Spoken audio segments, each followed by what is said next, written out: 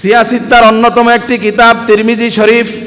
এই তিরমিজি শরীফের 2305 নম্বর হাদিস, রাসূল আকরাম সাল্লাল্লাহু আলাইহি ওয়াসাল্লাম বলেন, ইত্তাকিল মাহারিমা তাকুন আবাদান নাস।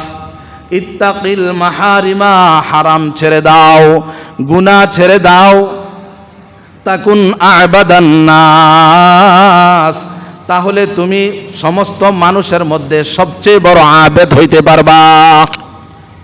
কথাটা একটু গভীরভাবে খেয়াল করেন। আমরা তো আবেদ হইতে চাই, আবাদত করি। নবী নসিহত করেন, ইত্তাকিল মাহারিমা, গুনাহ ছাড়ো, হারাম ছাড়ো, অপরাধ ছাড়ো, তাকুন আবাদান নাস, সমাজের সবচেয়ে বড়, মানুষের মধ্যে সবচেয়ে বড় আবাদতকারী তুমি হইবা। দেখেন, নবী এইভাবেও বলতে পারতেন, তুমি আবাদত করো, তুমি নামাজ পড়ো, তুমি রোজা রাখো, তুমি আমল করো, তুমি আবাদত করো, তাহলে তুমি বড় আবেদ হইবে। এইভাবে বলছেন, আবাদত করো বড় আবেদ হইবে, এইভাবে বলেন নাই। বলছেন গুনাহ ছাড়ো, তাইলে সবচেয়ে বড় আবেদ হইবা, সবচেয়ে বড় আবাদতকারী হইবা। কারণটা কি?